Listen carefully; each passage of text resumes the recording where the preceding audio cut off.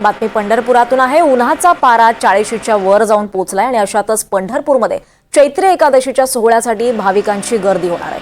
या भाविकांना उन्हाच्या तडाख्याचा त्रास होऊ नये यासाठी मंदिर प्रशासनाने खास सोय केली आहे। दर्शन रांगेत डेझर्ट कूलर आणि ग्रीन कार्पेट लावण्यात आले, त्यामुळे विठ्ठल भक्तांना गरमीतही थंडावा जाणवणार आहे। 8 एप्रिलला चैत्रवारी पंढरपूरला होत आहे आणि या निमित्तानं उन्हाच्या पार्श्वभूमीवर दर्शन रांगेत पंचतारांकित व्यवस्थाही पूर्ण करण्यात आली आहे। याचाच आढावा घेतलाय आमचे प्रतिनिधी संकेत कुलकर्णी यांनी।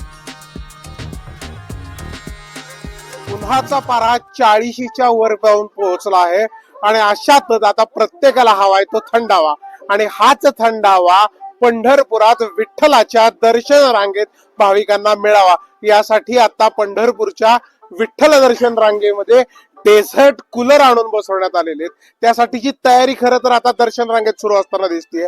8 एप्रिल रोजी पंढरपुरात चैत्री एकादशीचा सोहळा होणार आहे आणि या सोहळ्यासाठी लाखो भाविक खरं तर पंढरपूरमध्ये दाखल होणार आहेत आणि हे भाविक दाखल होत असताना उन्हाच्या उष्णतेपासून भाविकांचे संरक्षण व्हावे, विठ्ठलाच्या दर्शन रांगेत विठ्ठल भक्ती करत असताना भाविकांना थंडावा मिळावा यासाठी संपूर्ण दर्शन रांगेमध्ये डेझर्ट कूलर लावून थंडावा निर्माण करण्याचं काम मंदिर समितीच्या मार्फत होतंय। विशेष म्हणजे पायाला चटके बसू नयेत, खडे टोचू नयेत यासाठी ग्रीन कार्पेट देखील मंदिराच्या दर्शन रांगेमध्ये टाकण्यात आलेले आहे। त्यामुळे सेलिब्रिटी असणारा विठ्ठल भक्त वारकऱ्यांसाठी आता पंचतारांकित व्यवस्था पंढरपूरच्या श्री विठ्ठल रुक्मिणी मंदिर समितीच्या माध्यमातून करण्यात येते आणि चैत्री एकादशीच्या सोहळ्याची ही आगळी वेगळी तयारी पंढरपुरात झालेली दिसतीये। व्हिडिओ जर्नलिस्ट राजू मिसाळसह संकेत कुलकर्णी, एनडीटीव्ही मराठी, पंढरपूर।